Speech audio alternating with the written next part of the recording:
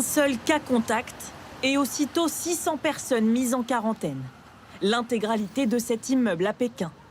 Cet expatrié français ne peut pas sortir de chez lui depuis 4 jours.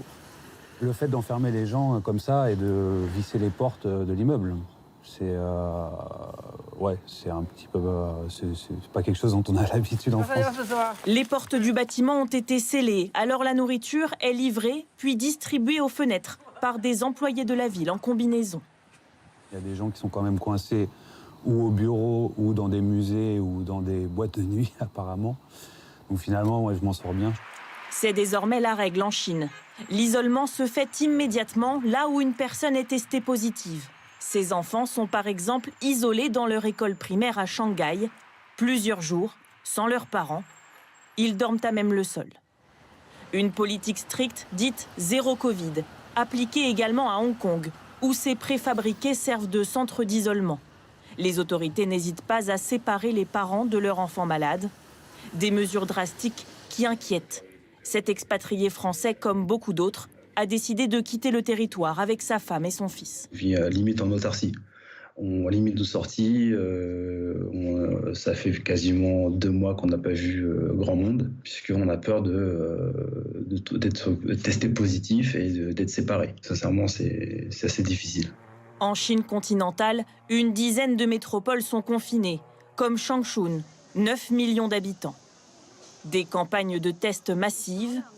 Ici, seule une personne par foyer est autorisée à sortir une fois tous les 2 jours. Des mesures strictes alors que la Chine connaît sa plus grave flambée de Covid depuis la première vague de l'épidémie. Il n'y a plus aucune méthode efficace pour contenir l'épidémie. Mais la politique chinoise reste la meilleure vu la situation.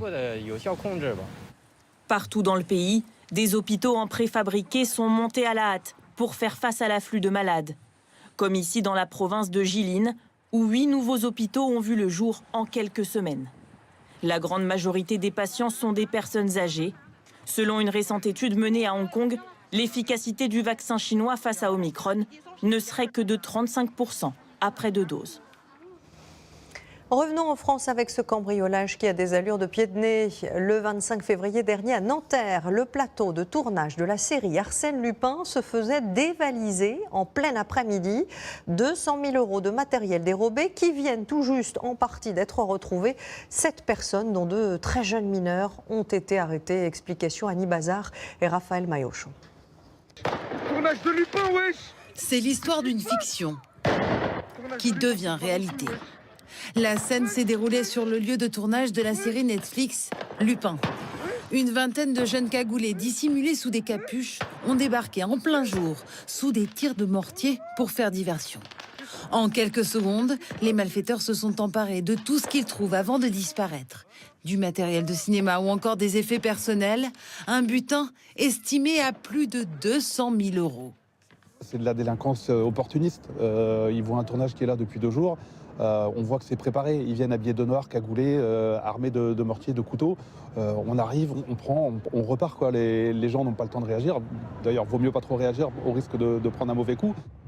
L'acteur principal, Omar Sy, et l'équipe de tournage, que l'on voit ici à l'image, ont dû quitter les lieux et interrompre leur travail pendant 3 jours.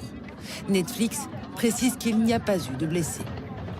Un crime loin d'être parfait, car les enquêteurs retrouvent de l'ADN et des empreintes digitales. Ils parviennent aussi à identifier tous les téléphones portables qui ont borné dans cette zone. Résultat, moins de 2 semaines plus tard, 7 suspects âgés de 13 à 21 ans sont interpellés. Le butin en partie retrouvé. C'est un site qui parfois pourrait un petit peu s'apparenter à un studio d'enregistrement, dans le sens où on a énormément de demandes qui sont faites chaque année. C'est la première fois qu'on a une chose du genre qui se passe sur un tournage, parmi les nombreux tournages qu'on a amenés à accueillir sur le quartier.